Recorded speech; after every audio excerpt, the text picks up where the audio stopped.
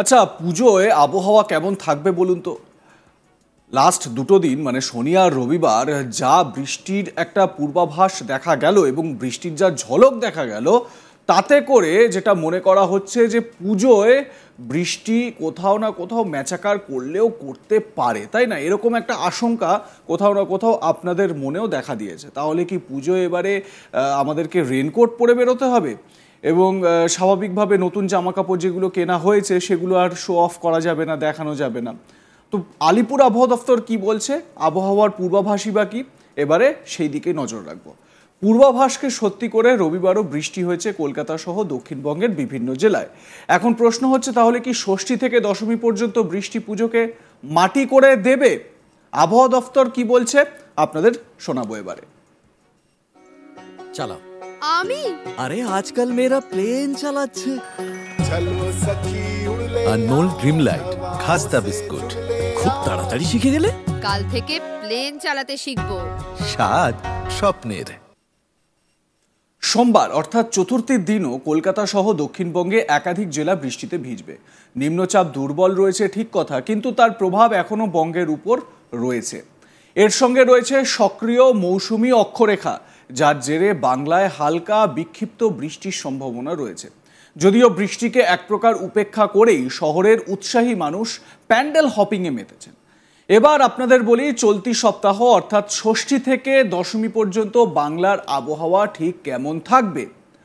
হাওয়া অফিস জানিয়েছে, আগামী শনিবার অষ্টমী নবমী পর্যন্ত দক্ষিণবঙ্গের সব জেলায় চলবে হালকা থেকে মাঝারি বৃষ্টি। তবে সব জেলায় যে একই রকম বৃষ্টি হবে সেটা ঠিক নয়, তাই প্যান্ডেল হপিংয়ে যে খুব একটা প্রভাব পড়বে সেটা কিন্তু নয়।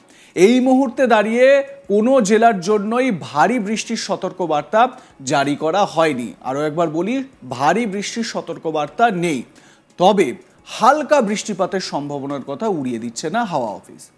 এবারে বলি, সোমবার দক্ষিণবঙ্গের আবহাওয়া দিনভর কেমন থাকবে। সোমবার রাজ্যে বিক্ষিপ্তভাবে বজ্রবিদ্যুৎ সহ বৃষ্টি চলবে। মেঘলা আকাশ থাকবে গাঙ্গেয় পশ্চিমবঙ্গের জেলাগুলিতে।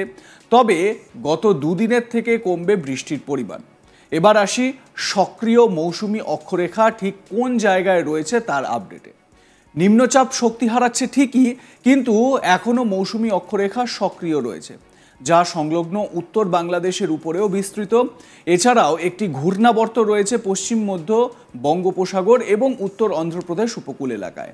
তাই এই মুহূর্তে বাংলার ভাগ্যে ছিটে ফোঁটা হলেও বৃষ্টির সম্ভাবনা রয়েছে।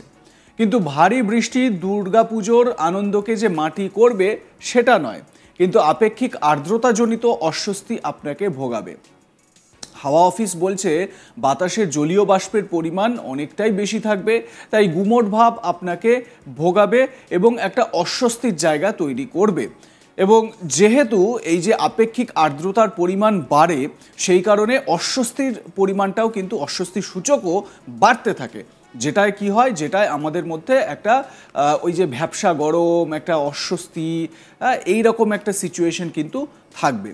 এবারে বলা হচ্ছে কি, মানে পুজোয় তো মানুষের অনেক রকম প্ল্যানিং থাকে, আপনারাও হয়তো সমস্ত রকম প্ল্যানিং সেরে ফেলেছেন। সপ্তমীতে কোথায় যাবেন, অষ্টমীতে কোন জায়গায় দেখবেন, নবমী দশমী বা কী করবেন, এই সমস্ত প্ল্যানিং আপনারা সেরে ফেলেছেন। তো এক্ষেত্রে যেটা হাওয়া অফিস বলছে যে অষ্টমী পর্যন্ত হালকা বৃষ্টিপাতের কিন্তু সম্ভাবনা রয়েছে। তার মানে হাতে আপনাদের কাছে পুজোর ওই 4টে দিনের মধ্যে 2টো দিন, তাও আবার অষ্টমী নবমী একই দিনে। এবারে ওই নবমী মানে যেহেতু আমরা আলাদা করে আরেকটা দিনকে নবমী ধরবো, তো সেই কারণে সেই নবমীর দিন এবং দশমীর দিন এই 2টো দিনই আপনাদের খুব বেশি করে এনজয় করে নিতে হবে, কারণ সেই দিনগুলোতে বৃষ্টিপাতের সম্ভাবনা তুলনামূলকভাবে কম, এমনটাই হাওয়া অফিসের পূর্বাভাস। কিন্তু অষ্টমী পর্যন্ত হালকা বৃষ্টিপাতের সম্ভাবনা থাকছে। কিন্তু যেটা আনন্দের বিষয় সেটা হচ্ছে গিয়ে খুব ভারী বৃষ্টিপাত হবে এরকমটা একেবারেই নয়। বৃষ্টিপাতের পরিমাণ হালকা থাকবে এমনটাই বলছে হাওয়া অফিস। তবে অস্বস্তির জায়গাটা থাকবে, আপেক্ষিক আর্দ্রতা বেশি থাকবে, সেই কারণে অস্বস্তির সূচক বেশি থাকবে। আপনারা দেখে থাকবেন যে যখনই বৃষ্টি হয়ে যায়, বৃষ্টির পর বৃষ্টির সময় তো ওয়েদারটা বেশ ভালোই লাগে, মনোরম লাগে, কিন্তু বৃষ্টি হয়ে যাওয়ার পর আর্দ্রতা একটু বাড়ে এবং তার জন্য অস্বস্তি সূচক বাড়তে থাকে।